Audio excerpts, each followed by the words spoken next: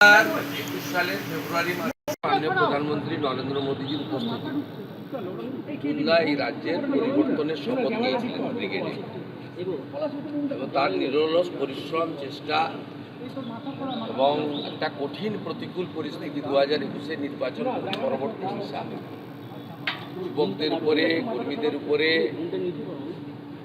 রাষ্ট্রবাদীদের উপরে আক্রমণ ঘরছাড়া হওয়া সব থেকে শুরু করে শেষের এই যে তার লড়াই সংগ্রাম স্বপ্নের বৃত্ত, তিনি গত 9 তারিখে অর্থাৎ গত শনিবার মাননীয় প্রধানমন্ত্রীর উপস্থিতিতে মহামহিম রাজ্যপালের দ্বারা ভারতীয় জনতা পার্টির প্রথম সরকারের মুখ্যমন্ত্রী এবং মন্ত্রিসভার শপথের মধ্য দিয়ে তার স্বপ্ন পূরণ হয়েছে।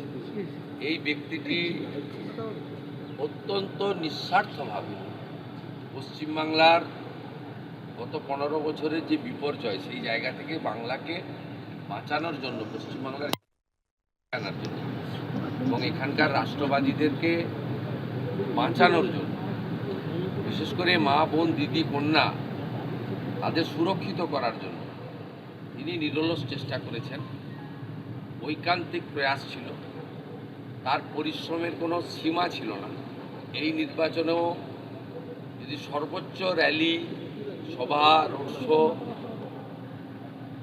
এমনকি নির্বাচনের আগে প্রায় 8-10 মাস ধরে তিনি ইনডোর মিটিং করেছেন, যেটা মানে মিঠুনদা নিশ্চিতভাবে কোনো সাংগঠনিক পদ তাকে দিলেও নেন না। এনইসির মেম্বার তিনি, জাতীয়, সেটা সম্মান জানিয়ে বিজেপি করেছে, কিন্তু তিনি মাইক্রো লেভেলেও কাজ করেছেন গত প্রায় 1 বছর ধরে। আর এই লাস্ট 3-4 মাস পরিবর্তন যাত্রা বা তার আগে পরে ওনার সভার তো কোনো সংখ্যা নেই। তাই আজকে আমি মুখ্যমন্ত্রী হয়েছি নিশ্চিতভাবে জনগণের ভোটে আশীর্বাদে। বিজেপি আমাকে নমিনেটেড করেছে, কিন্তু নেপথ্যের কারিগরদের মধ্যে অত্যন্ত অগ্রাধিকার ভিত্তিতে যে কয়েকটা নাম আসে, তার মধ্যে মিঠুন চক্রবর্তীটা অন্যতম। তাই আমার মিঠুনদা আমাকে কালকে বলেছিলেন আমি দেখা করতে চাই। আমি বললাম আপনি দেখা করবেন না, আপনার তৈরি করা মুখ্যমন্ত্রী আপনার কাছে আসবে। মুখ্যমন্ত্রীকে কি বলবেন? আমি একটাই কথা বলবো, সবাইকে বলছি, এর থেকে ভালো মুখ্যমন্ত্রী পশ্চিমবঙ্গে হতে পারে না। যে মুহূর্তে উনি শপথ নিয়েছেন তারপর থেকে কাজ করছেন, আপনারা দেখুন, আপনাকে গ্যারান্টি দিয়ে বলছি এর থেকে ভালো মুখ্যমন্ত্রী পশ্চিমবঙ্গে হতে পারে না।